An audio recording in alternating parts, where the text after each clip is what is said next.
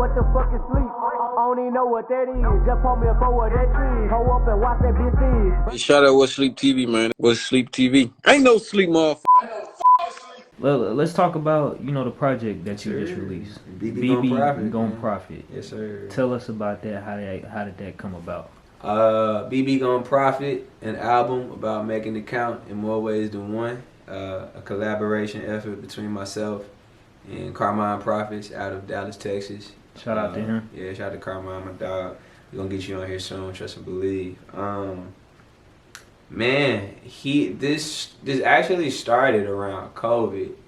I had a song 2020, yeah. Okay. Well, like this project, no, but like our relationship started around COVID. You know, everybody was locked up in the crib, couldn't really do anything for a good grip of time. Yeah.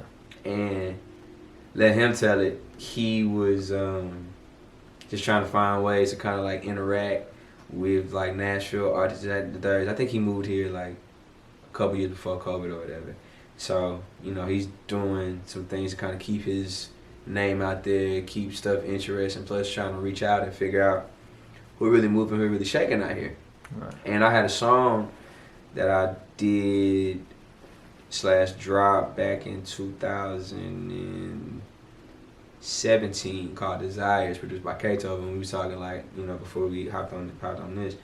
And he flipped it. He like took the vocals and flipped it and did his own rendition of it, and took the video that I shot for it, just kind of put his beat on the background to it, and that shit was tight as hell. It's still on my Instagram page to this day. Like, it was that good. Right. And I had never, up to that point, I always think it's cool when people, you know, I'm a hip hop, I guess, nerd, so just as much as I'm a fan of like the rappers, I'm a fan of the producers. So I always think it's cool when like somebody thinks highly of a record to, you know, try to put their own swing on it in some shape, way, form, or fashion. I see what you're saying. So I was honored. That was the first time I had ever had anything like that done to any of my music.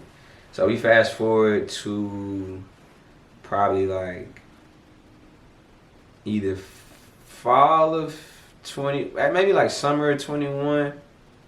We was on a show together out on me, Carmine, myself, Carmine, Lil Bree, shout out Lil Bree, he was on that bill, Hugh G, Weston, Clover James. It was where was we at? It was at Tin Roof, but on Broadway. Okay. And Carmine, I think, was DJing for. Oh, he DJs too. Yeah. DJs, producer, engineer. He actually mixed, mastered, and produced the entire. Mixed, mastered, recorded, and produced the entire BBGonProfit. Like, dude's cold with it, man. He's a deal. But he was DJing for one of those artists on the bill. I can't remember who though. And at some point in the night, I think he had came up to me and he goes, "Yo, I'm Carmine, by the way." And I'm like, "Oh, fuck, like you the one who did the Desires flip?" And he's like, yeah. We laughed. I had a big, you know, Eureka what the fuck moment. He hollered out, "Man, you just gotta come pull up on me and we get some work in." I'm like, "Shit, bet." Fast forward to probably like last fall. I finally pulled up, and from there until the album just dropped on the 28th of November, bro. Just locking in once, twice, maybe three, like maybe once, twice a week even sometimes. After that, we take like maybe little certain sabbaticals. He had to maybe like go out of town on a show trip, or maybe I had something to do, or, you know, holidays coming up. Just kind of give each other some space, you know, let the relationship naturally build. Plus also give the music some room to breathe, make sure we was fucking with it. And then lo and behold, probably about like, I don't know, January, February of this year, we had like maybe about 15, 16 songs. And then I kind of thought to myself, wait, a lot of these hoes connect in a certain type of way. They weren't meant, like none of it, we weren't trying to make a project, you know. Y'all was just making music. We just making music, and that shit was just fun as fuck. And then somehow I'm listening to all these, I'm like, man, these all connect, they got a theme. And I guess like the biggest theme about it is money. And, you know, I felt after the first project I dropped in 2020, Journey, I don't think I necessarily got to reap the benefits or the fruits of my labor. At the same time though, everything happens for a reason. So I just kind of, you know, took those L's, which is really lessons. You know, you can't really control a lot of shit in this world. You just kind of got to go with it.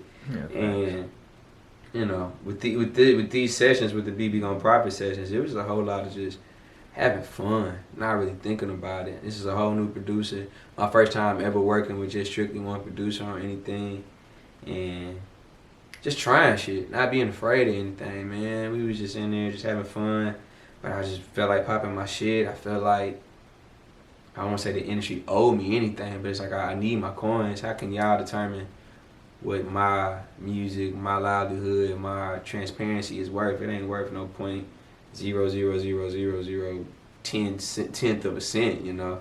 But then also too, within that, it's the way that the world views money and numbers. You know, men lie, women lie, numbers don't. Well, numbers can lie, numbers don't necessarily tell the whole story all the time. So all those things kind of like kept coming up in certain songs and freestyles, and we finally decided. I asked Carmine, I said, "Hey man, you trying to make a thing out of this?" He's like, "Shit, I'm with whatever you want to do." And so eventually we just trimmed them down. I sequenced the album in terms of like put them in the order that they're in.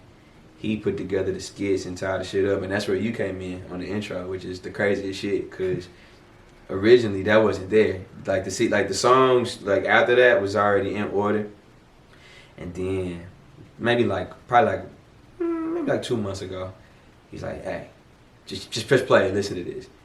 And it's like, and your voice come on, he's like, "Did you notice anything about this?" And I'm like, oh, what was I saying again? You remember off the top of your head? You asked the question, it was, have you noticed anything different about the city since all these people started moving here? Right. And again, it was just talking about revenue and spending money, you know, how much money we had been seeing due to what I was talking about was like, you know, the NFL draft, the hockey team, the soccer team, the service industry. But I mean, obviously we was making money in plenty more ways than that now. I know with like tourism, all these bachelorette parties and that and third. I can't believe I, you know, didn't think of that. But that's probably what I really meant in a nutshell, instead of branching off all those like many categories of it. But yeah, we were just talking about that and just kind of, you know, doing things to make it count. Besides, you know, making it count for those who are like actually from here, who made a lot of this possible. And I just feel like we, the natives, was like on the outside looking into that. And so this was pretty much my kind of outside looking in on what I felt like I was trying to get back from what, I won't say the world took from me, but what the world paused, you know, at the Journey drop. And then also too, just a very in-depth look at, you know, how we think of money, how we treat it, and how to ultimately, you know, get it and bring it back and spread it around, you know. That's ultimately what I really want people to get out of it. That's why I taglined to the album about making it count in more ways than one. Because yeah, I'm talking about getting money on there, but it's, you know, it's not everything. It just happens to be such a priority and such a thing that we can't help but to make it a thing. And hopefully when people hear this, people, I won't say think less of money, but try not to pride themselves on being so greedy and eager to get it, because it only can do so much, you know.